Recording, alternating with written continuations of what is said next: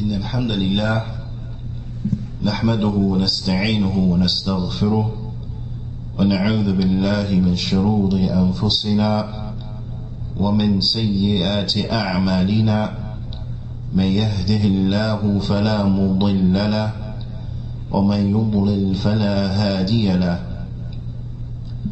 أشهد أن لا إله إلا الله وحده لا شريك له وأشهد أن محمدا عبده ورسوله صلوات الله وسلامه عليه.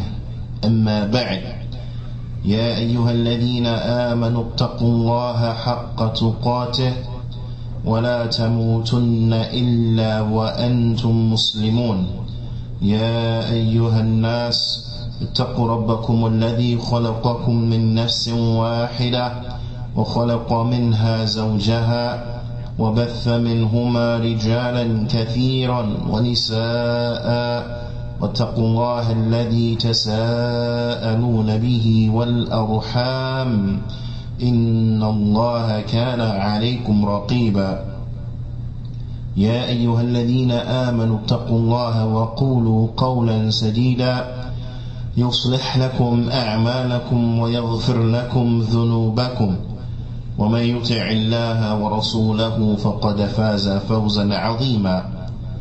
أما بعد، فإن أصدق الحديث كتاب الله وأحسن الهدي هدي محمد صلى الله عليه وسلم وشر الأمور محدثاتها وكل محدثة بدعة وكل بدعة ضلالة وكل ضلالة في النار. ثم أما بعد. Alhamdulillah, we continue going over the series of Islam. Islam is built upon 5, and we have reached the 5th and the final pillar, and that is Hajj al-Bayt, and making Hajj to the house. وقال صلى الله عليه وسلم وحج البيت الله الحرام, and making pilgrimage to the sacred house of Allah. The ulama, they explain, as they say, al-hajj wajib, that hajj is obligatory. Wajib ala kulli muslim, it is obligatory upon every Muslim. And from the proofs and the evidences of the obligation of hajj is this particular hadith. This particular hadith, the hadith of Ibn Umar radiyallahu ta'ala anhuma. The hadith of Ibn Umar radiyallahu ta'ala anhuma فيما رواه البخاري ومسلم, and that which is narrated, or that which is collected by al-Bukhari and Muslim. This hadith is mutafaqun alayh. This hadith which outlines the 5 pillars of Islam. Everything that is mentioned therein, then it is wajib. It is obligatory upon every Muslim. But as we explained in the last week's class, or we went over some brief details as regards to the conditions and those who it is wajib upon, likewise with hajj, you will have the similar. As the ulama, they say, al-hajj wajib ala kulli muslim baligh aqil, every Muslim that who is of age, they have reached the age of puberty. Aqil, they have their faculties, there are no mental deficiencies, but they have their faculties, they are sane. Naam. And the proof and evidence for that is the hadith رفع القلم عن ثلاثة, that the pen has been lifted from the 3. So this shows us that if they have yet to reach the age of puberty, or if they are insane, then the pen has been lifted upon them, and thus hajj is not wajib upon them. Likewise, hur, an individual has to be free. He has to be free and not a slave. mustati'. He has to have the ability. He has to be free, and they have to have the ability. So it is wajib upon every Muslim who is of puberty, he has sanity, he is free, and he has the ability. Na'am, and he has the ability.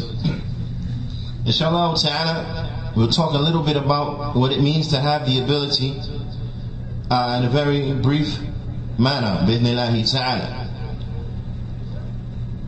The ulama, they say, وَتَتَحَقَّقْ الْإِسْتِطَاعَةِ بِأَمْنِ الطَّرِيقِ وَالصِّحَّةِ. They said in that the ability will be actualized by having a safe passage, and by having health. And with regards to the issue of health, we're going to go more into it bi'idhnillahi ta'ala towards the end of the class, and the issues that are related to the health and how that is dealt with as relates to Hajj. However, going back to the first one, it have to have a safe passage, a safe way, meaning that the manner of getting there has to be safe. It has to be safe. Naam. And what is meant by safety means that there's no danger outside of the regular danger. Because as we know, doing traveling, there's always a possibility of some kind of danger, some type of mishap, and so on and so forth. So we're not talking about the regular things that may happen and occur during a travel, any travel, and in particular the travel to Hajj. But we're speaking about it has to be of safety. So for example, if an individual is in a war zone where the roads are not open, where there's ongoing fighting and bombing and so on and so forth, and armies and militia, they are patrolling the area, and it is a great deal of harm, then this is not a safe passage, this is not a safe road. So for individuals living in such a region, then the obligation of Hajj is removed from them while this situation persists, because they don't have the ability as relates to safe passage. They don't have the ability as relates to safe passage. وَصِحَّةً, and they have to have health. They have to be healthy. Na'am. Physically healthy. Well, and they have to have النفقة, and they have to own the proper money, and have the financial means. التي تكفيه لذهابه وإيابه. They have to have the means, the financial means that will suffice his going and his coming. So the person making Hajj, they have to have enough money to take care of their going and their coming back. Naam, to their going and their coming back. وتشترط نعم أن تكون فاضلة عن حاجته وحاجة من تلزمه نفقته. And also it is stipulated that not just that they have to have enough money to go and to return, but they have to have enough money, or it is stipulated that this money that they have to go and return, it is extra. It is beyond his needs and beyond the needs of those individuals whom it is binding upon him to spend on them. Naam. And it has to be above and extra, outside of his needs and the needs of those whom it is binding that he spend upon him, like his wife, his children, so on and so forth. Naam. And Shaykh Fawzan, hafidhullah ta'ala, he mentions this as well in brief, inshallah ta'ala, as we'll come to see soon. So all of this enters into having the ability. All of these things have to be in place. They have to have health, they have to have a safe passage, they have to have the financial means, meaning they have to have the physical ability, they have to have the financial ability, and having the financial ability, that means that they have enough money that will take care of their coming and their going, the full of what is needed throughout their travel, and they will have left enough behind to take care of those individuals whom they are responsible for. وَمِنْ اسْتِطَاعَ, and also what enters into having the ability, يعني في حج المرأة, as relates to the woman, what enters into having the ability as relates to the females, وجود المحرم الذي ترافقها في السفر الحج. She has to have a mahram. She has to have a male relative. Naam. And what is a mahram? Who is mahram for her? Is that male relative that she can never marry. And when we say never marry, we mean never marry, ever. Not those male relatives who are haram for her for a particular period of time. Because you have some relatives, male relatives, that are haram for you for a period of time, but not forever. An example of this will be like for a man, your sister-in-law, or for a woman, your brother-in-law. Naam. So for a woman, her brother-in-law, naam, while she is married to his brother, it is not permissible for her to marry him, nor is it permissible for him to marry her, because she's married to his brother. But that prohibition or that hindrance that doesn't allow them to be married is only temporary, because in the event of the death of her husband, then it's permissible in the Sharia for her to marry her husband's brother. Na'am, it is permissible for her to marry her husband's brother. Like a man, he can't marry two sisters at one time. It's not permissible for him to marry two sisters at one time. But if his wife dies, right, then it's permissible for him to marry her sister. So the prohibition in this case is temporary. The prohibition is temporary. So in cases like this, the brother-in-law will not be considered a mahram that she can travel with. This is not a mahram that she can travel with. Why? Because the hindrance which doesn't allow her to marry him is temporary. The mahram is the one who she's never allowed to marry, ever. For example, like her father, like her son, like her nephews, so on and so forth, right? Her uncles, right? So on and so forth. These individuals, it is haram for her to marry them ever. So they are maharim. They are those who can take her for hajj. They are those who can take her for hajj or for any travel.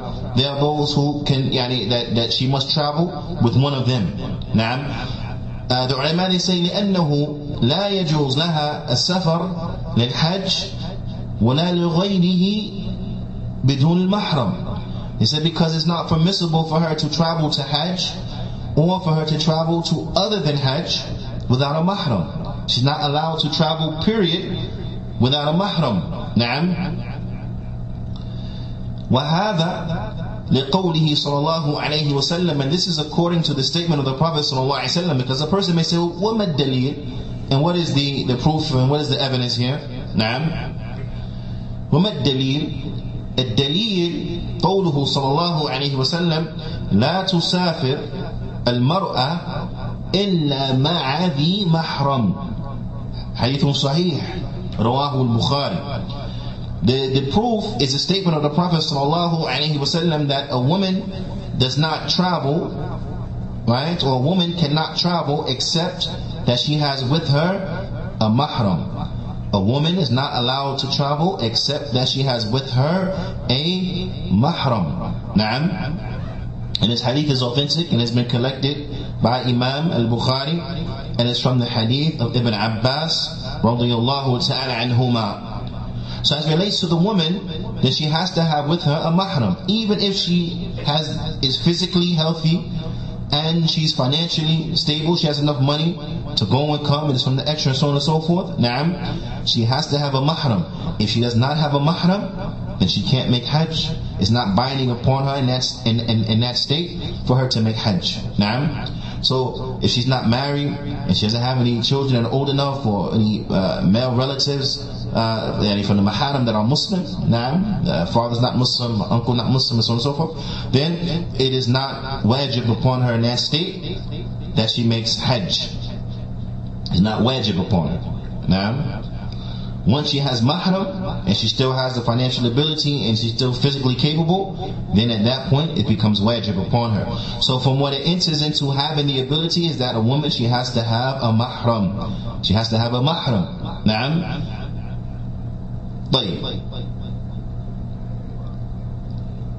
And as relates to the women, it also as relates and shows us the superiority of the hajj, is that our mother Aisha radiallahu ta'ala anha, أنها قالت, she said, يا رسول الله ترى جهاد أفضل العمل أفلا نجاهد. Our mother Aisha radiallahu ta'ala anha, she said, do you not see except that jihad is the best of the actions? That jihad, fighting in the way of Allah, is the best of the actions. أَفَلَا نُجَاهِدُ. She said, so do we not make jihad? Meaning for the women. So can the women make jihad? Can the women make jihad?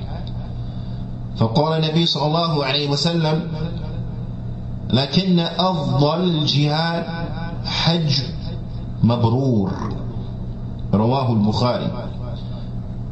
The Prophet ﷺ, he said, but rather, meaning, no, women don't make jihad, but rather for them, the best jihad is the hajj that is mabrur. It is the hajj that is accepted. So the hajj that is accepted, then this is from the woman's jihad. This is the jihad of the woman, is to make the hajj. And the hajj that is accepted is tremendous. So from this we see something from the superiority of the hajj. Something from the superiority of the hajj, in particular as relates to the women. But as relates to everyone, men and women included, is that which comes on the authority عن أبي هريرة رضي الله تعالى عنه أن رسول الله صلى الله عليه وسلم قال العمرة إلى العمرة كفارة لما بينهما. That from Umrah to Umrah, then this is an expiation of what has taken place between the two. From Umrah to Umrah, then this is an expiation of those sins that have taken place between the two Umrahs. And the ulama, they explain what is meant by that is the expiation or an expiation of the minor sins. The minor sins that have taken place between Umrah and Umrah, then they're wiped away. The Prophet ﷺ, he said, وَالْحَجْ الْمَبْرُورِ, and the hajj that is mabrur. Mabrur means accepted. The hajj that is accepted, لَيْسَ لَهُ جَزَاء إِلَّا الْجَنَّةِ. That for the accepted hajj, there is no reward for it except for Jannah. Hadith muttafaqun alayh. This hadith that has been agreed upon by Al-Bukhari and Muslim, collected by both Al-Bukhari and Muslim, rahimahumullah ta'ala.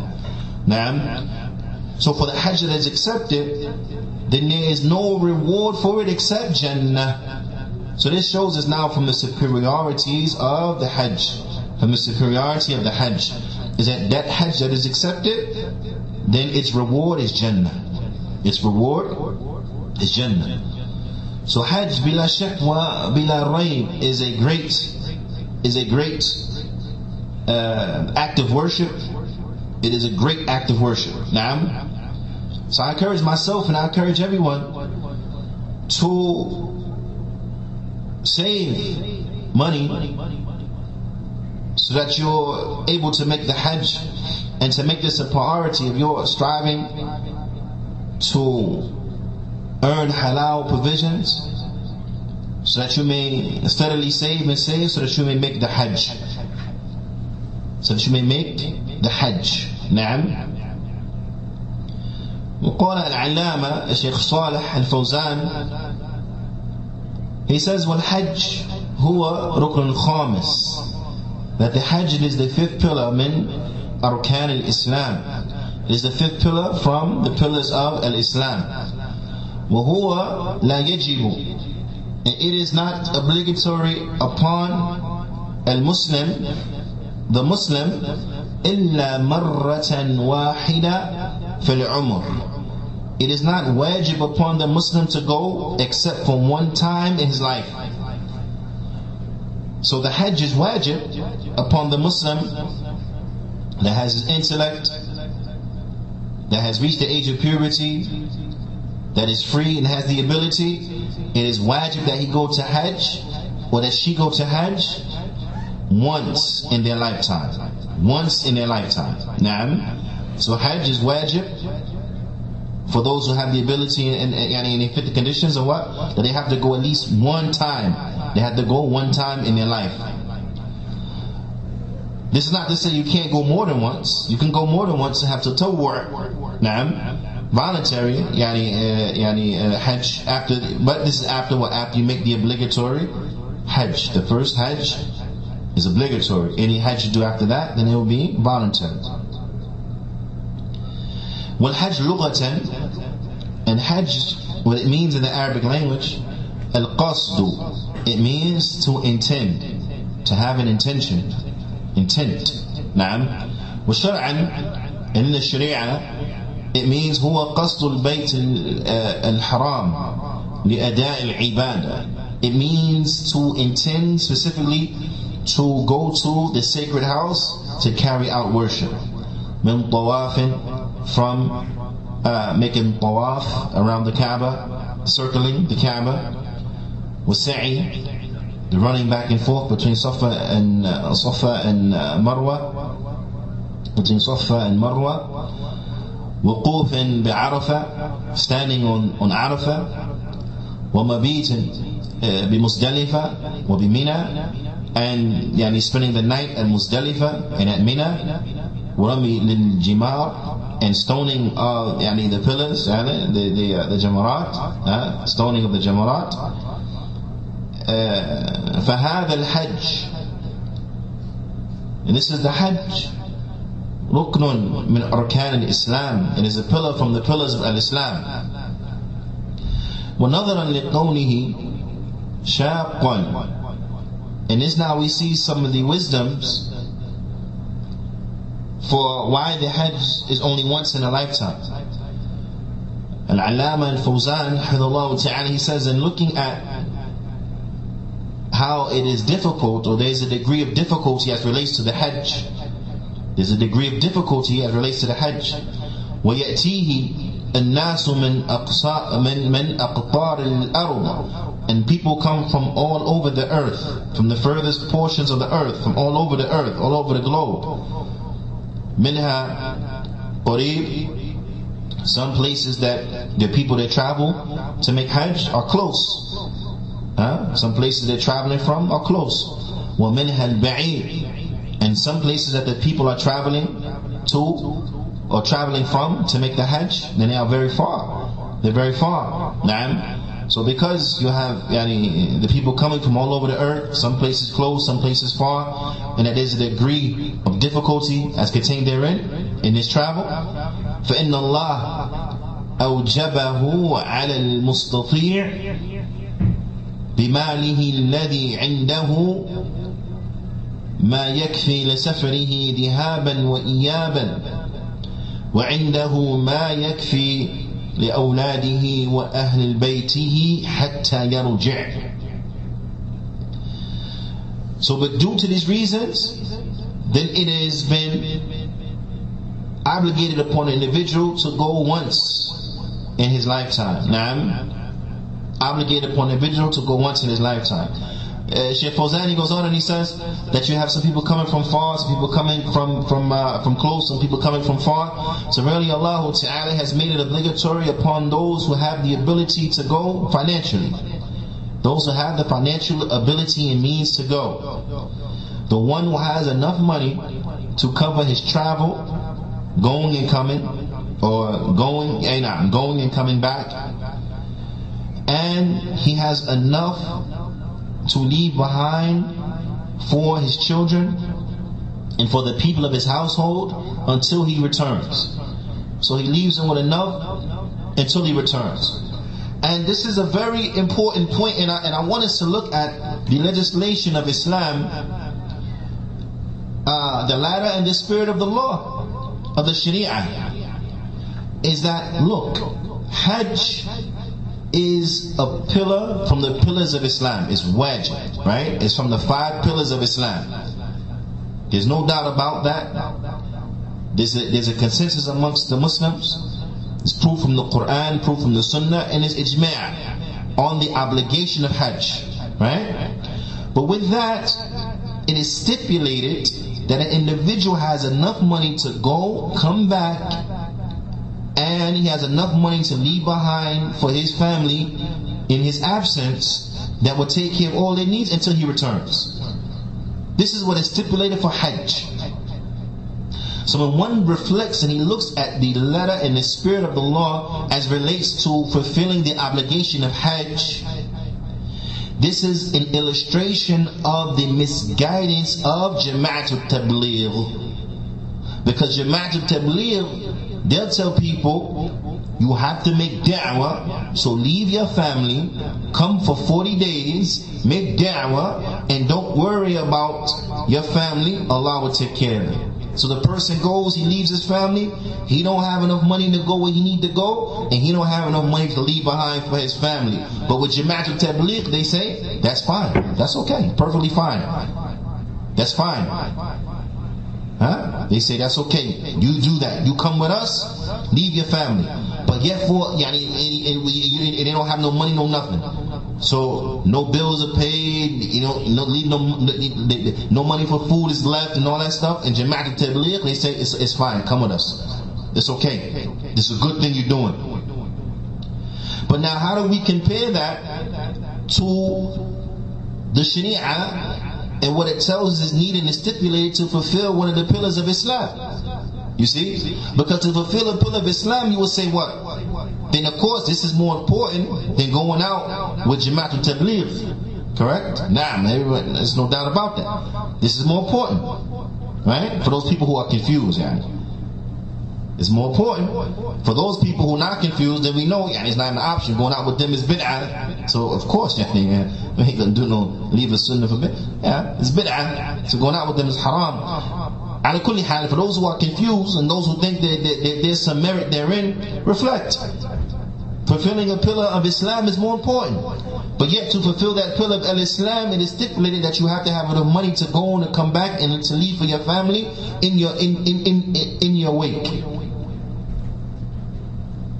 But the Jama'at al-Tabligh, they come in with this principle and they say, no, leave your family, don't worry about it, put your trust in Allah, just come with us, and because you got to go out for this 40 days, you got to go. Right? It's an illustration of what? Of their misguidance. Because the Sharia is teaching us one thing and they clearly doing something else. You understand? Clearly doing something else. Clearly you have another understanding. The mentality is totally different as relates to the carrying about to the carrying out of that which is obligatory. And this is just one illustration. Another illustration is that what? To give da'wah, you have to what? Have ilm. You have to have knowledge. This is from the preparations of what? Of giving da'wah. This is from that which enters into having the ability to give da'wah. But these individuals, what? They are from the juhal, from ajhal al-nas, the most ignorant of the people. Yet they're going out and trying to talk to people about Islam and call people to al-Islam. But as Imam al-Albani rahimahullah ta'ala he said, learn, then give da'wah. Learn, then give da'wah. Because you have to give da'wah based upon ilm, based upon basira. So this just shows us further the misguidance of the tabligh. Because when it comes to having the ability to give da'wah as far as the knowledge aspect of it, they don't have that. So that box is not checked. When it comes to the financial ability and taking care of the responsibilities, they don't have that box is not checked. So yeah, subhanAllah shows you from so many aspects of the misguidance of the tabligh and how what they're doing is not in compliance with the sharia, not in the spirit nor the letter of the law. It's not in compliance.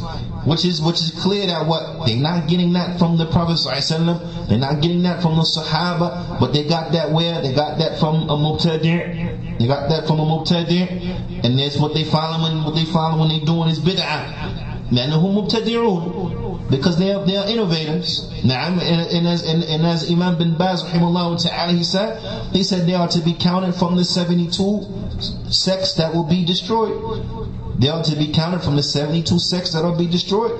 Those who are mentioned in the hadith of iftiraq, وسترك أمتي على 73 فرقة كلها في النار إلا واحدة, that my ummah will break into 73 different sects, 73 different sects, all of them in a fire except for one. Na'am, to the end of the hadith. على كل حال, the Jama'at al-Tabligh, then they are counted as one of the sects that will be destroyed. And then when it was asked, فَمَا هِيَ تِلْكَ فِرْقَ يَا رَسُولُ اللَّهِ, and what is that one group, O Messenger of Allah? The Prophet said, مَا أَنَا عَلَيْهِ الْيَوْمَ أَصْحَابِي, what I and my companions are upon today. What I and my companions are upon today. But we don't find what? We don't find the Prophet ﷺ nor the companions going out for 40 days, leaving their families destitute and that. We don't find that. This is not from the guidance of the Prophet ﷺ. This is not what the Prophet ﷺ and the Sahaba were upon. So this is what an indication that what they're upon is misguidance, what they're upon is wrong, what they're upon they're in no khair. لو كان خيرا لسبقونا إليه. If it had in it good, then what? Then the Sahaba would have beaten us to it. The Sahaba would have beaten us in doing it. The Prophet ﷺ would have beaten us in doing it. The Prophet ﷺ would have taught us about it. Now, so all of these are just ways, illustrations to show you that the Jama'at al-Tabligh, that their way is not Sharia compliant. If you want to put it like that, right? It's not Sharia compliant. Why? Because their way is a way of bid'ah. Their way is a way of innovation. وَشَرُّ أُمُورِ مُحْدَثَاتُهَا وَكُلَّ مُحْدَثَةٍ بِدْعَةٍ وَكُلَّ بِدْعَةٍ ضَلَالَةٍ وَكُلَّ ضَلَالَةٍ فِي النَّارِ. As the Prophet ﷺ said, in the worst of all affairs are newly invented matters. Every newly invented matter is a bid'ah. Every bid'ah is going astray, and every going astray is in the fire. With the Jama'at al-Tabligh, what they're upon is what is bid'ah. Na'am. على كل حال, Sheikh Fawzan rahimahullah ta'ala, he says that you have to have enough money to leave for their family, for their children, for the people in their household until they return.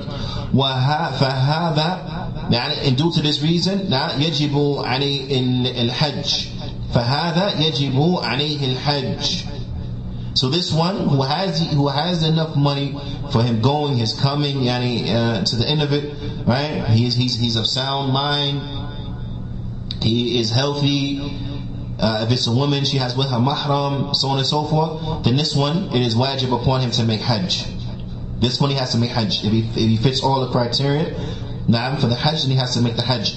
فَإِنْ كَانَ يَقْدِرُ عَلَيْهِ بِنَفْسِهِ حَجَّ بِنَفْسِهِ. And now Sheikh Fawzan is going to go over some scenarios. It's very, very important.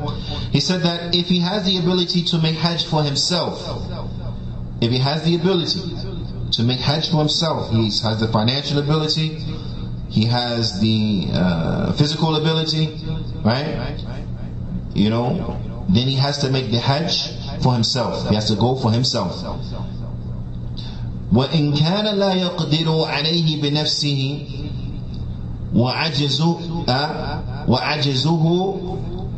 مُسْتَمِرٌّ فَإِنَّهُ يُنِيبُ مَنْ يَحُجُّ عَنْهُ.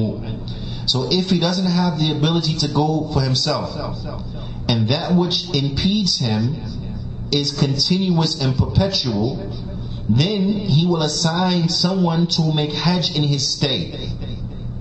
Then he will assign someone to make hajj for him. For example, someone who has the financial ability and the means to make hajj, right? But they have health issues that impede them from carrying out the hajj themselves. They have health issues that don't allow them to physically take the journey, or to physically take the journey and or carry out the rituals of Hajj, then this individual, then they will pay for someone else they will pay for someone else to make Hajj for them. And this is what it will be wajib upon them. You see? Because we have to fear Allah to the best of our ability. So if you have the financial means, but you don't have the physical means, then what? Then you pay for someone to go for you. Because that's what you have the ability to do. Now, so for the one who he's not physically capable of going, but he's financially capable of going, then it's wajib upon him to have someone go in his stay. To have someone go for his stay, and to take care of the finances of the trip and so on and so forth. Now, the issue comes, what if they had the financial ability, right? And they had the physical ability. They had a financial ability and they had the physical ability, right? But they died before they had a chance to make Hajj. They died before they had a chance to make the Hajj. They were intending to go, right? But then they passed away. وَإِن مَاتَ وَلَمْ يَحُجَّ وَهُوَ مُسْتَطِيعٌ. He died, or she died, and they didn't make Hajj, but they were capable of making Hajj in their lifetime, meaning that they were physically healthy and they had the financial means. But they never got around to making the Hajj, and they died before they were able to carry out the Hajj. Na'am. Fa'ala. This is very important. It's very, very important, because we may have family members that die, so we have to look into this situation. If we just don't, shroud them and bury them and pray over them and bury them and that's it. But we got to look over this situation. Did they have the means to make the Hajj physically and financially? Right? But they died before they were able to make it. Because if that's the case, then فَعَلَى وَرَثَتِهِ, then it becomes binding, wajib, upon those who inherit from him or her, and يخرجوا من طريقته أو طريقتها ما يحج به عنه أو عنها, is that it becomes wajib upon those who inherit from them to take from their money, to take from the money that they left behind, to take from the money that they left behind, right? And this, of course, after all debts are paid and so on and so forth, right? That they take from the money and they utilize it so someone can make Hajj on their behalf, on behalf of what? Of the dead person, the person who died.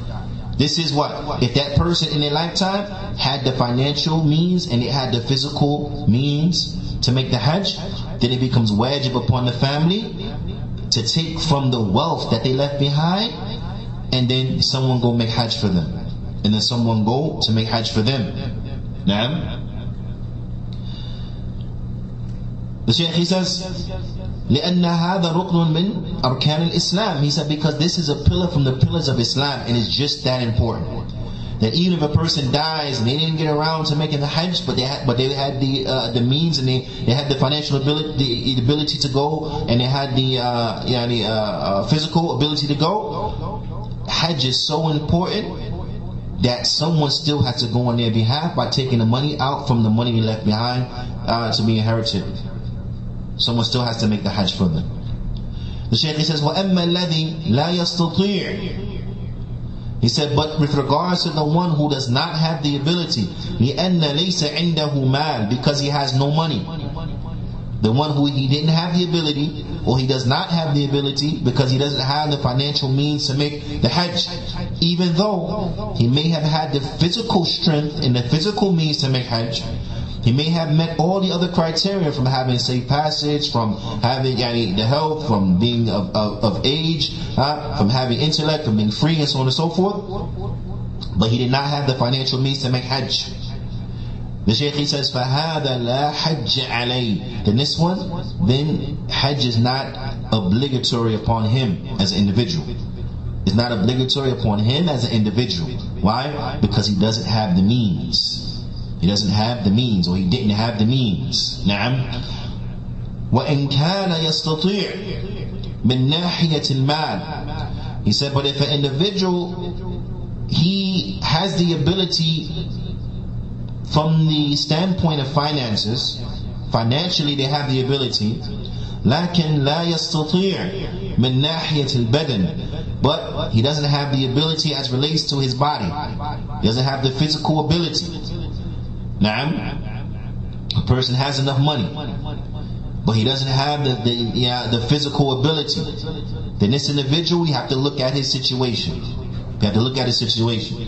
فإن كان يرجى زوال العذر, if he anticipates that whatever is physically impeding him will go away, if it is a condition that will go away and he'll get better from it, he'll recover from it, فإنه ينتظر حتى يقدر ويحج أو ويحج. Then this one, أو يقدر ويحج. Then this one, he will wait until whatever physical thing or physical impairment goes away. He will wait until it goes away, and once he has the ability, then he will make the Hajj. So a person is sick, or they have something that's physically impairing them from making the Hajj, but they have the financial means. If that thing that impairs them will go away, then they wait. They wait until they get better, until they recover, and once they're able to go, then they go and they make Hajj for themselves. Now, this is what I mean. If they're sick, then we got to look at it and see. If their sickness is going to go away, whatever is impairing them will go away, right? They might need physical therapy or something like this. But then they wait. They wait. Once they recover, then they make Hajj. وَإِنْ كَانَ لَا يُرْجَى زَوَالُ عُذْرٍ. But if it is a situation that he does not anticipate his a recovery, if it is a type of sickness or the type of physical impairment that he's not going to recover from, he or she does not anticipate that they will recover from it, then this individual, and the Shaykh gives an example, لأنه كبير هرم أو مريض مرضا مزمنا. Like a person, for example, who he is old. He's old. Maybe he saved up, but by the time he had enough money to go, they became old in age, senior citizens, right? So in that situation, that's it. You're not going to become young again. So they don't have the ability physically, but they may have the finances. Or a person who is sick with a perpetual sickness that they don't anticipate to be cured from, right? Then this person, he has a sickness that impairs him from going, that he's not going to be cured from. It's something that will be with him for the rest of his life. فَهَذَا يُنِيبُ مَنْ يَحُجُّ عَنْهُ. Then this one, then he would give, or he would have someone make Hajj in his stead. He will have someone make Hajj for him. So again, if an individual is sick, or they have a financial, or they have a physical, impairment that prevents them from making Hajj, but they have the financial means to make the Hajj, then they have to pay for someone to make Hajj in their stead. And of course, this is for the one who he's alive, right? He's alive. He has someone make Hajj in his stead before he dies. Now, if they die and they had the ability before their death, then after their deaths, then we will take from that money that they leave behind to be inherited, and we will make Hajj, or someone, and we will make Hajj on their behalf. Yeah. Shaykh Fawzani says, for the household, أن هذا الحديث, he says, so this particular hadith, in conclusion, what we extract from this particular hadith, أن هذا الحديث مكمل, he said, so in conclusion, or how would you say, summary or the like, that this particular hadith, it is a completion لحديث Umar, for the hadith of Umar radiyallahu ta'ala anhu. In the hadith of Umar, what he intends by it is what hadith Jibreel. Na'am. وَمُبَيِّنٌ لَهُ, and it clarifies it. It is a completion of the hadith of Jibreel, and it clarifies it. Right? وَلِذَلِكَ ذَكَرَهُ الْمُصَنِّفِ بَعْدَهُ. And for this reason, the author, Imam al-Nawawi, rahimahullah ta'ala, he mentioned this hadith after the hadith of Jibreel. It completes it. Because remember, as mentioned in previous classes, because in the hadith of Jibreel, the 5 pillars were mentioned. Right? It was mentioned. However, it was not stated that they were pillars of the deen. It was not stated that they were pillars of the deen. Right? So this hadith here, it comes as a completion of what was mentioned in the hadith of Jibreel, by stating that these 5 are pillars of the religion. These 5 are pillars of the religion. Naam. And the Allama, he ends his explanation of this tremendous hadith with that. So likewise, we will suffice ourselves with that which has been mentioned. فنكتفي بهذا القدر. وصلى الله وسلم على نبينا محمد وعلى آله وصحبه أجمعين. وجزاكم الله خيرا.